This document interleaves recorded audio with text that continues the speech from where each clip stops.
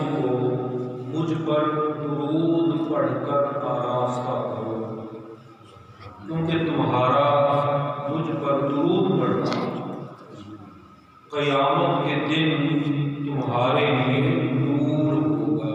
سبحان اللہ، صلو علی الحبیب۔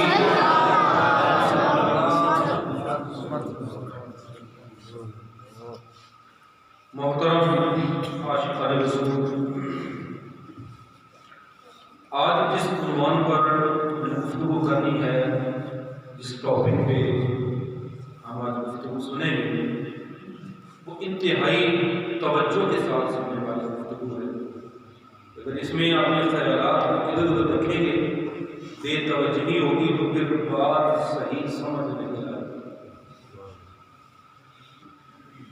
اور یہ بہت کم اس طرح کے موضوعات میں گفتگو سننے کو ملتی ہے۔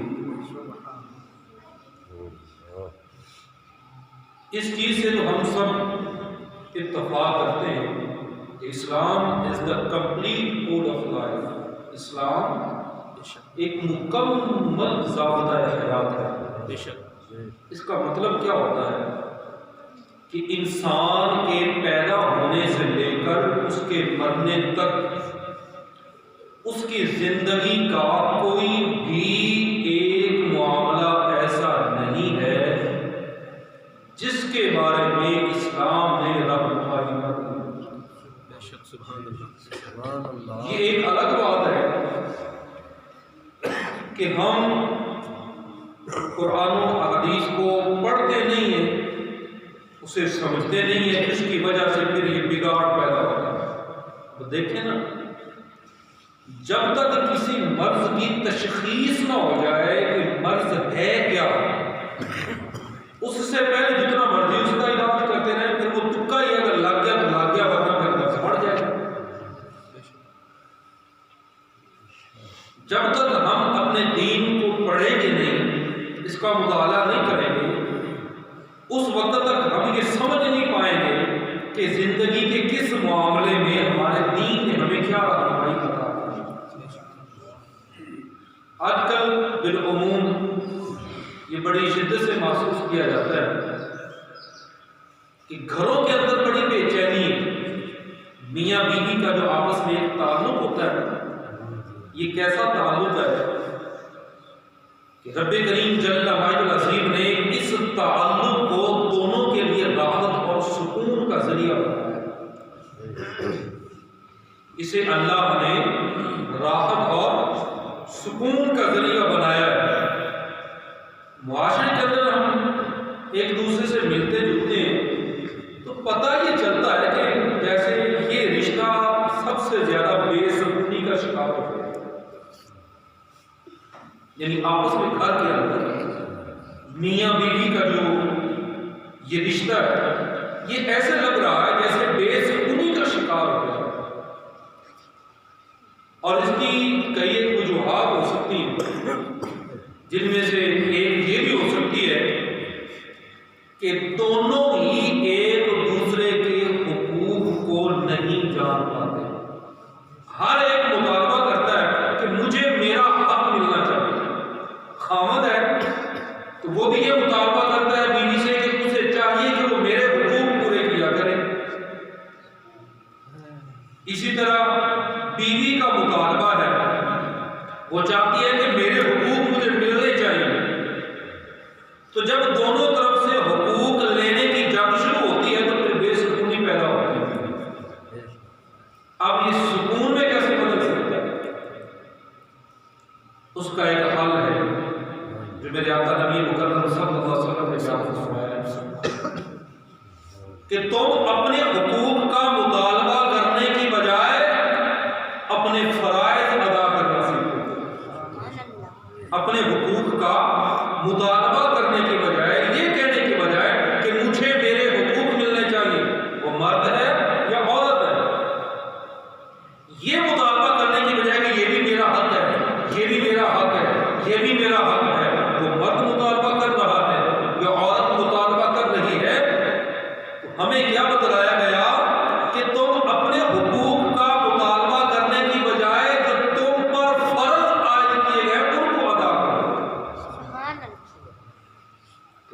اپنی توجہ اس طرف لائیں گے تو وہ بے سکونی کم ہو جائے گی. کیونکہ جب یہ مجھے احساس ہوگا کہ جو چیزیں میرے ذمے ادا کرنا فرض ہے میں نے وہ ہر صورت پوری کرنی ہے. اب یہی سوچ ایک مرد کی بن جائے اور پھر یہی سوچ ایک عورت کی بھی بن جائے کہ مجھ پر جو میرے خاوند کے فرائض ہیں جو میں نے ادا کرنے ہیں وہ ان کو بھرپور طور پر ادا کرنے کی کوشش کریں. تو بتلائیں کہ جب دونوں ہی اپنے فرائض ادا کریں گے تو بے سکونی کہاں سے آئے گی؟ تو یہ مطالبہ کرنے کی بجائے ادائیگی کا ذکر ہے کہ ہم نے ان حقوق کو ادا کرنا ہے. پھر اسی طرح ایک دوسرا سبب اور وجہ اس رشتے کے خراب ہونے کے اندر جو بنتا ہے وہ ہے ایک دوسرے سے عفو و درگزر سے کام نہ لینا. اچھا اس کے اندر میں یہ سمجھتا ہوں کہ عورت کی نسبت مرد کا قصور زیادہ ہے, مرد کی غلطی زیادہ ہے عفو و درگزر کے معاملے میں.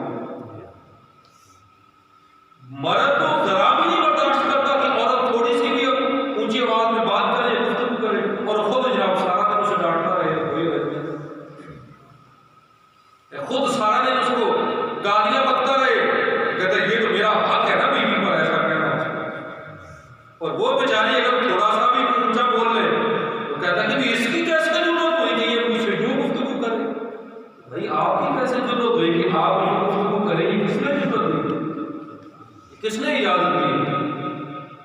میرے آقا نبی مکرم صلی اللہ علیہ وسلم کا مزاج کیسا ہے کہ جب بھی اپنی ازواج کی طرف سے امہات المومنین کی طرف سے کوئی ناگوار بات گزرتی تو میرے آقا کریم علیہ السلام اسے زبان پر نہ لایا کرتے بلکہ چہرے سے اظہار کرتے. اور ہمارے تو یہ ذرا تھوڑا سا نمک ہی سالن میں مرض ہی تھوڑی سی اوپر نیچے ہو جائے زبان تو کیا ہوا ہاتھ پر بھی باتیں آتی ہیں. مرد بیمار ہو جائے اس کا مطالبہ ہوتا ہے کہ عورت کو چاہیے کہ میری خدمت کرے. عورت بیمار ہو جائے تو پھر اس کو چاہیے کہ ہاں پڑی رہے 4 مہینے بس کراتی رہے ہائے کرتی رہے. خود بیمار ہوا بیوی پانی بھی لا کے دے, بیوی کھانا بھی دے, دوائی بھی لا کے دے, میرا سر بھی دبائے, میرے پاؤں بھی دبائے. اور اگر وہ اللہ کی بندی بیمار ہو جائے تو یہ بھی نہیں پوچھنا کہ پانی بھی چاہیے یا نہیں. یہ شرم آتی ہے. اللہ اکبر. میرے آقا کریم نبی مصطفیٰ رسول مرتضیٰ صلی اللہ علیہ وسلم آپ کا معمول کیا ہوا کرتا ہے؟ ساتھ ساتھ اگر بیماری ہے تو اس کا علاج بھی بتلا رہا ہے. اگر یہ مرض ہے تو اس کا علاج کیا ہے, کرنا کیا ہے اس کے بدلے میں. تو میرے آقا کریم علیہ السلام کا یہ معمول ہوتا بالخصوص حضرت سیدہ عائشہ صدیقہ طیبہ طاہرہ رضی اللہ تعالی عنہا کے ساتھ اور باقی ازواج کے ساتھ بھی. تو روایت میں چونکہ حضرت عائشہ رضی اللہ تعالی عنہا نے بیان کیا اس بات کو, آپ فرماتی ہیں کہ میں نے بارہا ایسا دیکھا ہے کہ میں جس پیالے میں پانی پیتی تو میرے سرتاج صاحب معراج صلی اللہ علیہ وسلم بھی اسی پیالے میں پانی نوش کرتے. سبحان اللہ. خالی پیالے کے اندر سے نہیں. ایک تو ہے نا کہ عورت نے پانی پیا پیالہ خالی ہو گیا, مرد اسی پیالے میں پانی ڈال کے پی لیتا. ایسا نہیں. اسے ہم پنجابی میں کیا کہتے ہیں, عورت کا جھوٹا. ہم تو اپنی توہین سمجھتے ہیں. ایسا ہے نا اپنی بےعزتی سمجھتے ہیں. ایک بات کرنے والا جسے ہم اپنی توہین اور بےعزتی سمجھتے ہیں میرے آقا کریم علیہ السلام نے وہ عمل کر کے خود دکھایا. اگر یہ بے عزتی والا معاملہ ہوتا, توہین والا ہوتا تو نبیوں کے تاجدار سرور کائنات صلی اللہ علیہ وسلم یوں کرتے. اور پھر فرمایا کہ اسی پیالے میں نہیں بلکہ جہاں میں منہ لگا کے پانی پیتی اسی جگہ حضور اپنے مبارک لب لگا کے پانی پیتی.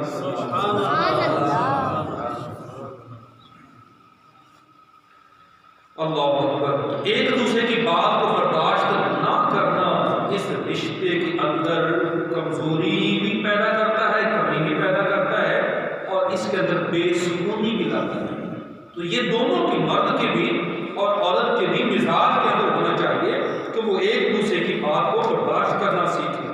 اب مرد کرتا کیا ہے کہ عورت کو اس کی ماں، بہن اور جناب اس کے باپ اور پورے خاندان کی گالیاں نکال دیتا ہے، اور عورت جواب میں کوئی ایک گالی اس طرح کی نکال دے، پٹائی شروع کر دیتا ہے۔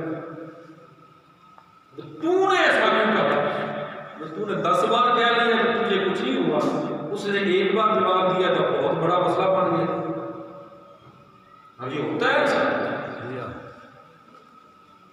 اگر ایک دوسرے کی بات کو عفو درگزر سے کام لے کر گزارا کریں تو یہ زندگی پر سکون گزر جاتی ہے۔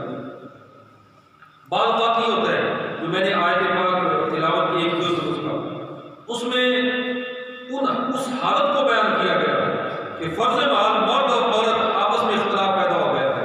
ہمارے معاشرے کا ایک بہت بڑا المیہ ہے کہ ہم کام کرنے کے بعد سوچتے ہیں کہ یہ میں نے کیا کیا، کام کرنے کے بعد سوچتے ہیں کہ یہ میں نے کیا کیا ہے، حالانکہ عقل مند آدمی کو چاہیے کہ وہ پہلے سوچے کہ میں کیا کرنا چاہتا ہوں۔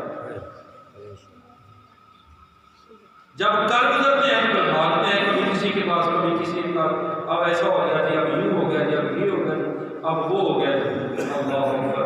آئیے توجہ سے سنیے کہ ہمارا مذہب، ہمارا دین ہمارے گھر کی زندگی کی اصلاح کے لیے ہمیں کیا فرماتا ہے، ہمیں کیا تربیت دیتا ہے، ہمیں کیا سکھاتا ہے کہ گھر کی زندگی ہماری کیسی ہونی چاہیے۔ یہ بالخصوص میاں بیوی کا تعلق اس حوالے سے اگر کسی وجہ سے معاملہ ایسا بن جائے، بات بگڑ جائے، اب آئیے ایک ترتیب میں آپ کو بتاتا ہوں جو ہمارے دین نے بتایا کہ پھر کیا کرنا چاہیے۔ اگر غلطی عورت کی ہے تو سب سے پہلا مرحلہ مرد کے لیے کیا ہے؟ ترک تکلم۔ بیوی کو سمجھانے کے لیے اس سے بولنا چھوڑ دیں، بات چیت کرنا چھوڑ دیں۔ اگر اس کا بھی اثر نہیں ہوا، اس سے بھی وہ نہیں سمجھ پا رہی بات کو، غلطی اس کی ہے، اس کے بعد اپنا بستر اس سے جدا رکھیں۔ اس سے بھی اس پر کوئی اثر نہیں ہوا، اب تیسرا مرحلہ اس عورت کے والدین کو مطلع کرے، انفارم کرے، اس کے پیرنٹس کو، اس کے والدین کو بتایا کریں، یعنی اپنے سسرال والوں کو کہ ہم دونوں کے اندر یہ معاملہ چل رہا ہے جس کی وجہ سے ہم ذہنی طور پر بڑے پریشان ہیں۔ وہاں سے حل نہ ہو سکے تو پھر وہ لڑکا اپنے والدین کو بتائے کہ ہم دونوں میاں بیوی کے درمیان اس بات پر یہ معاملہ چل رہا ہے جس کی وجہ سے ہم دونوں ذہنی طور پر سکون سے خالی ہو گئے ہیں، پریشان رہتے ہیں۔ اگر یہاں بھی حل نہیں ہوا پھر بھی طلاق نہیں کہا جاتا۔ پہلا مرحلہ ترک تکلم، دوسرا علیحدگی، تیسرا لڑکا اپنے سسرال والوں کو بتلایا، چوتھا بات نہیں بنی اپنے والدین کو بتلایا۔ یہ 4 مرحلے ہوئے۔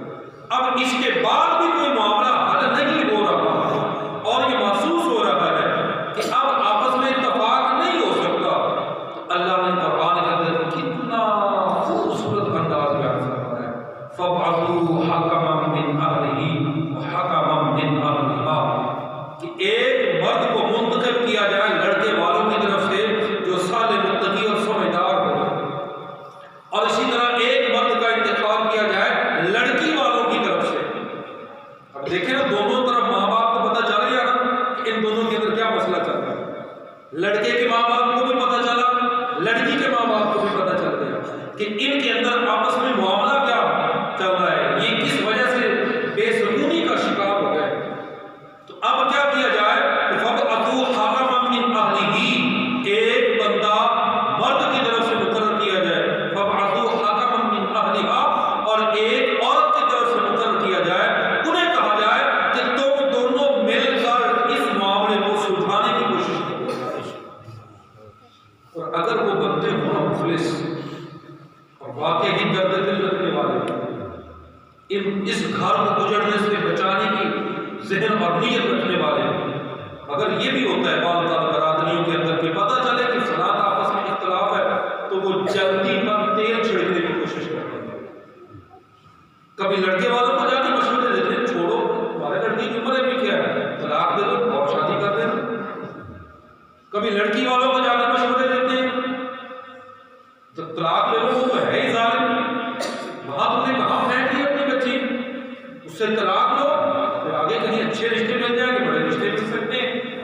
یہ کہنے کی باتیں ہیں, جب کسی پر یہ داغ لگ جاتا ہے نا تو پھر عمر بھر وہ دھلتا نہیں. یہ طلاق کا داغ جب کسی پہ لگ جاتا ہے تو پھر عمر بھر وہ دھلتا نہیں ہے.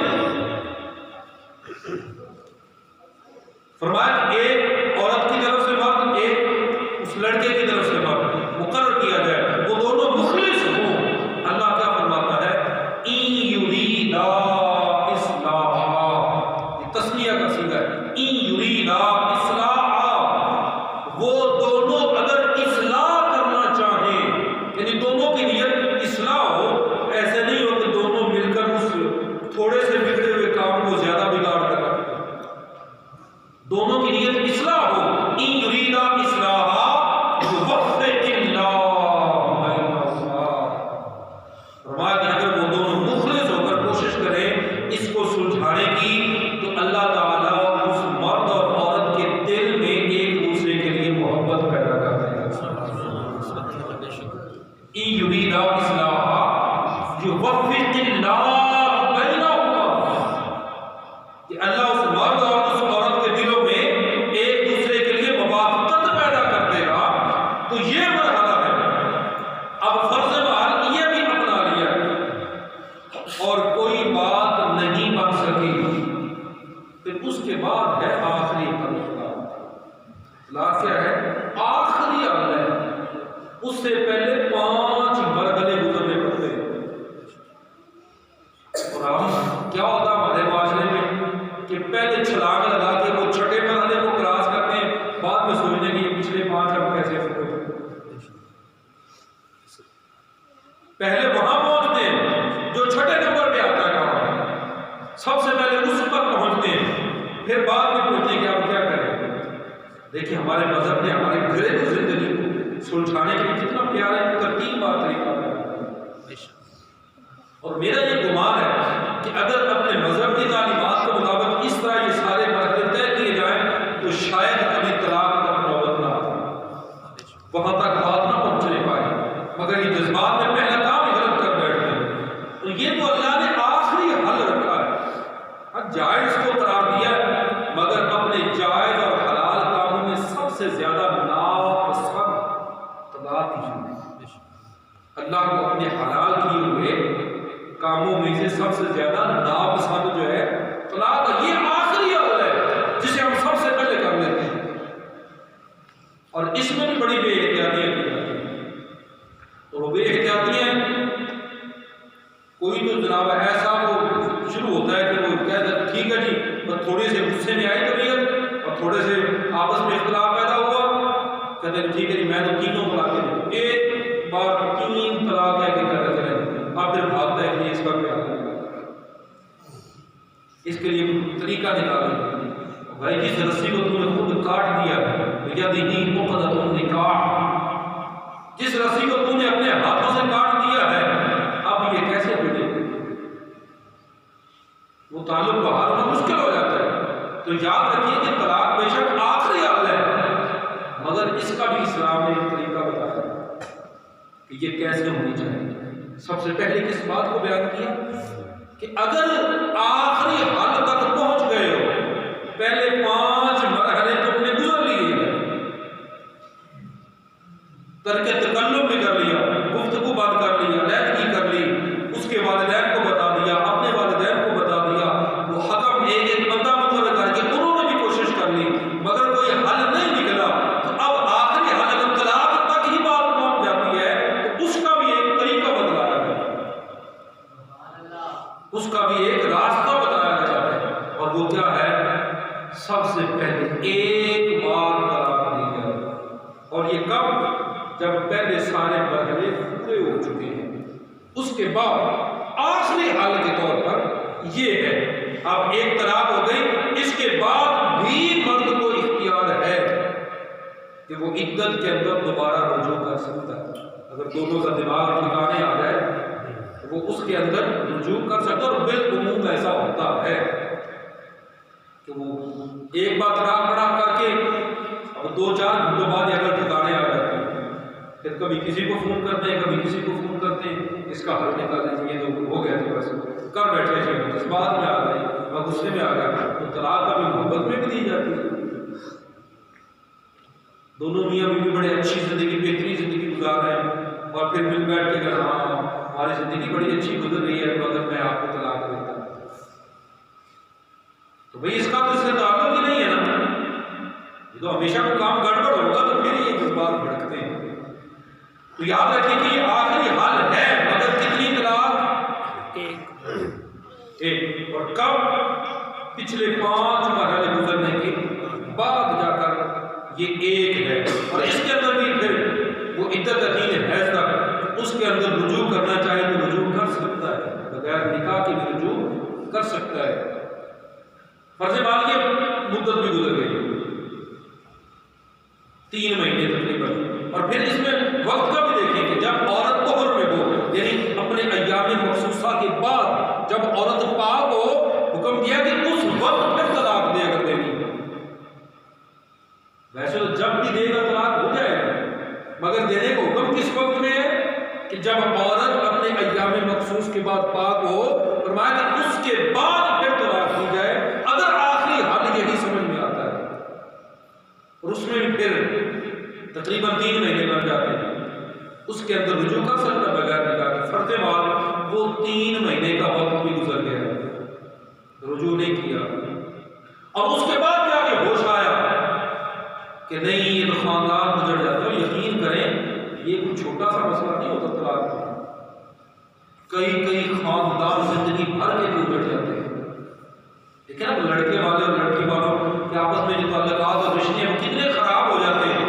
زندگی بھر کے لیے وہ دونوں فریقوں کی طرف سے ایک جنگ بڑھ جاتی ہے, ایک دوسرے کے آنے جانے پہ پابندی, کوئی مر جائے فوت ہو جائے, وہ ادھر نہیں جائیں گے, وہ ادھر نہیں جائیں گے. یہ چھوٹی سی بات ہوتی ہے. صرف یہ 2 فرد میاں اور بیوی جدا نہیں ہوئے, 2 خاندان اور ان خاندانوں کے ساتھ وابستہ گھر ایک دوسرے سے الگ ہو گئے. اتنی بڑی نوسط ہے. ایک رجوع نہیں کیا, وہ وقت گزر گیا, اب کیا کرے؟ اب عورت اور مرد کا نکاح ختم ہو گیا, ایک ہی طلاق. یہ ایک کہتے ہیں نا کہ 3 بار دینی چاہیے, 3 طلاق کی کوئی شرط نہیں ہے. ایک طلاق کے بعد جب عدت پوری ہو گئی تو اس عورت کے ساتھ مرد کا نکاح ختم ہو گیا. اب اگر اس عدت سے پہلے رجوع کرنا چاہے تو نکاح باقی رہتا ہے, رجوع کر سکتا بغیر نکاح کے. اگر وہ عدت گزر گئی ہے 3 مہینے کی تقریباً, تو اب جو ہے وہ نکاح ختم ہو گیا. عورت آگے جہاں چاہے وہ ایک طلاق کے بعد عدت گزرنے کے بعد نکاح کر سکتی ہے. اور اگر عورت نے آگے نہیں کیا, 2 4 5 6 مہینے, سال 2 سال گزر گئے, ایک طلاق اتنی مدت گزر گئی ہے, اور اب جا کے پھر کسی نے کوشش کی اور ان کو بھرا گیا سلو کر لو, تو اللہ نے پھر بھی ایک راستہ, اور وہ کیا ہے کہ اب وہ نکاح کے ساتھ ایک دوسرے کے ساتھ دوبارہ جڑ سکتے بغیر نکاح کے. نکاح کرنا یہ کب؟ جب ایک طلاق ہوئی, پھر نکاح کے ساتھ دوبارہ آپس میں جڑ سکتے ہیں. یہ کب؟ جب 3 مہینے کا وقت گزر چکا, اس کے بعد جا کر 2 4 5 6 مہینے, سال 2 سال, پھر جب وہ چاہتے ہیں کہ ہم ایک ہو جائیں نکاح کے ساتھ, پھر بھی وہ آپس میں تعلق قائم کر سکتے ہیں. اب نکاح اس کے لیے شرط ہوگا. تو یہ ایک چھوٹی سی میں نے آپ کو تصویر کھینچ کے دکھائی ہے کہ ہمارے گھریلو معاملات خراب کیسے ہوتے ہیں, اور پھر ان کو سلجھانے کے لیے ہمیں کیا حل کیا گیا ہے. اس لیے گھروں کا سکون اگر آباد رکھنا چاہتے ہیں, اپنے حقوق کا مطالبہ کرنے کے بجائے اپنے فرائض ادا کرنے پر توجہ دیں. اور یاد رکھیں کہ یہ جو علیحدگی ہوتی ہے نا, یہ ہو سکتا ہے مرد بھی آگے شادی کر لے, عورت بھی آگے شادی کر لے, مگر وہ بچے بیچارے ساری زندگی بھر کے لیے ذلیل ہو جاتے ہیں. باپ نے بھی آگے شادی کر لی, ہو سکتا ہے وہ نئی عورت جو ہے یہ وہ ان کو ماں نے بھی آ کے شادی کر لی، وہ مرد قبول نہ کرے، بچہ ہے کہ بچوں کا کیا کرے گا؟ کبھی نام کے بھی کہتے ہیں کہ بھائی جن کے ہیں انہیں وہ رکھیں، کبھی داد کے کہتے ہیں کہ جی ہم تو نہیں رکھیں گے۔ تو یوں بیچارے در بدر، کبھی نانے کے پاس، کبھی دادی کے پاس، کبھی دادے کے پاس، کبھی کسی رشتہ دار نے کر لیا غلطی کر لی۔ تو یہ بڑا سوچ سمجھ کے فیصلہ ہونا چاہیے جو اسلام نے ہمیں رہنمائی دی ہے۔ اگر اس کے مطابق ان معاملات کو سر انجام دیں گے تو بہت ساری پریشانیوں سے ہم بچ سکتے ہیں۔ اللہ تبارک و تعالی ہمیں اپنے دین کی سمجھ اور فہم نصیب فرمائے۔ آمین یا رب العالمین۔ صلی اللہ تعالی علیہ وسلم۔